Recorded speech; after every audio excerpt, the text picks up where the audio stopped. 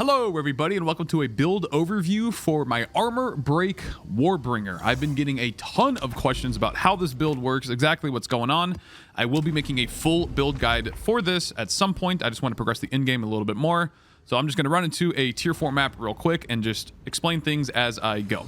So I did not mean to press that button. In fact, I rarely ever press that button. That is the Hammer of God button. I don't need to press that button. How this build works is that we are playing the Warbringer Ascendancy, not Titan, and we are just auto-attacking things and they are exploding. It pretty much is that simple. The way this works is the Warbringer has an Ascendancy node, which Armor Break can be, it says, be reduced to below 0. How it works is it inverts the enemy's armor. See, this guy is at negative 13,798 armor. And that is only due to the Warbringer. And I'm also using a skill gem linked. I got 2 rares right away. Let me press the Sunder button real quick. Never mind. Hold on. Let me just blow everyone up real quick. Give me a second. Sorry. So this is exactly how the build works. As you can see. Oh my gosh. The recording is lagging like crazy. Oh my gosh. Maybe I don't use this.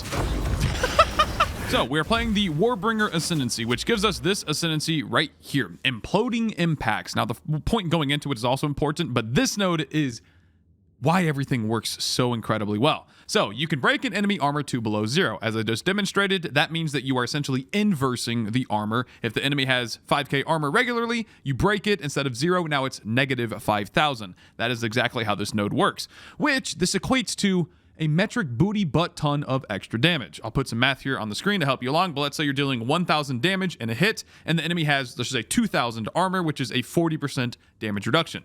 If you're dealing 1,000 damage against 40% damage reduction, you're in turn dealing 600 damage, right? Well, if you are not only getting that damage reduction out of the way, so 40% DR comes to 0, you're also inverting the armor, so they're taking more damage. You're just reversing the formula. So instead of 40% less, they're taking 40% more.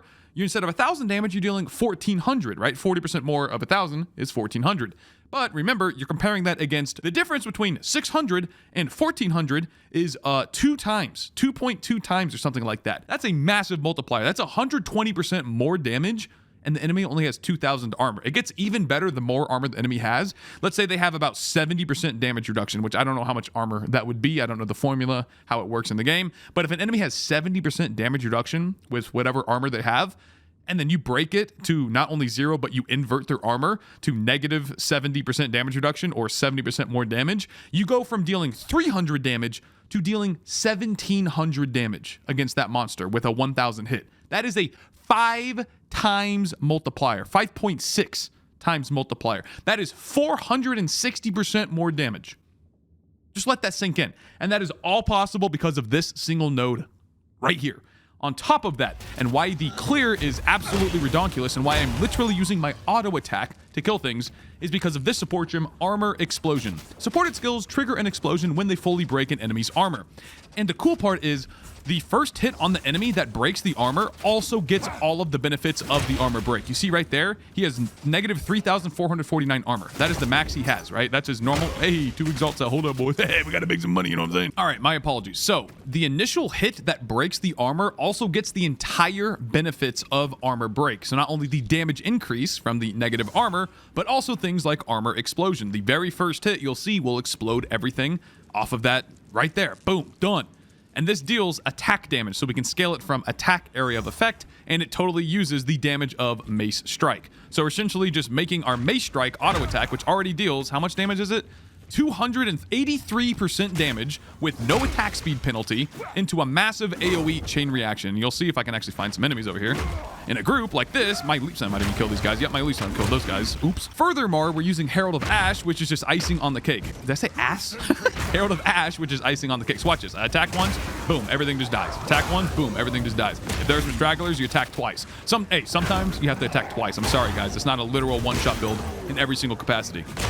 But that is this build in a nutshell. Like, I'm not joking. I hardly use Sunder at all because it's 1.4 seconds minimum to attack with that skill. The line where it says adds 1.4 seconds to attack time, you can't scale that as far as I know in any capacity. So it feels terrible. Like, if you guys are dying on melee a bunch, I almost guarantee it's because you're just using the slams that take way too long to go off, straight up. And you're just gonna get stun locked, you're just gonna get messed up like crazy. So here, all we're doing is left clicking. Like, I just leap slam and I left click. I don't even put my totem down. I don't even war cry. Like, I literally just don't need to war cry right now. I'm only in a tier 4 map, like I said. But my damage is so high that I just left click. That's all I do. I just walk from pack to pack. I press the roll button because it ends the animation early, right, of the swing. You don't have to wait for the recovery of the swing or whatever. So I just press the roll button. I just press the left click button. That's it. And then on a boss, like, yeah, maybe I'll use Sunder too, which Sunder is ridiculous. Once I get the full build guide out, you'll see exactly why. Oh, here's everyone's really fun enemy to fight. Magma Barrier. Here's a Magma. Oh, I broke his armor entirely on the first hit. Now I'm going to press the Sunder button. Now he dies. In one hit. There you go. A Magma Barrier enemy. Those guys have like 90% damage reduction or something stupid, right? I instantly broke all of his armor into the full negative value in one swing. And then I one-shot him with Sunder. Same with this guy. Watch. Boom. Armor's broken. I'm pressing the Warcry button. I'm pressing the Sunder button. He's dead. And that guy's dead too back there. Like, guys, I'm telling you, this is the way to play melee. If you haven't considered Warbringer, you need to consider Warbringer. So to explain my gear and passives a tiny bit here, we're just using the most big bonk hammer you can think of, right? So we get the physical damage runes in there. Very high flat fizz. You don't really care about attack speed whatsoever in the build. You're just looking for the physical damage range of the weapon to be as high as humanly possible. The rest of the gear is just standard life, resistances. You're going to need some accuracy because it feels pretty bad to miss your attacks. But life, resistances, some strength. This will be a Giant's Blood build at some point, but given to the nerf of Giant's Blood being triple requirements, this little hammer right here would require me to have 405 strength to actually use it, which is quite a bit considering I only have 271 right now, and I have some strength here on the passive tree. Speaking of the passive tree, again, I've only ascended 2 times here just for imploding impacts. That's all you need to make this build work. This is the general outline of the tree. If you want more details, check again that build guide in the description. We are just getting a bunch of armor break nodes and a bunch of damage percent nodes. So damage with two-handed weapons, even reduced attack speed, you know, doesn't really matter that much. And then over here, stuff like break, increased armor, global physical damage, a little bit of accuracy here. This entire tree is really good for us. Gives us area, gives us strength, gives us accuracy, gives us even more damage. A little bit of stun resistance here because nobody likes getting stunned. Even more damage, even more armor break. That's pretty much the entire tree. Damage, area, armor break, strength. That's all there is to it, guys. I would like to tell you more, but this is quite literally the definition of a one-button build. You take your auto attack, you see an enemy, you hit them with the auto attack. If there's something on your screen, press the left click button. I implore you. That's all you have to do for this build.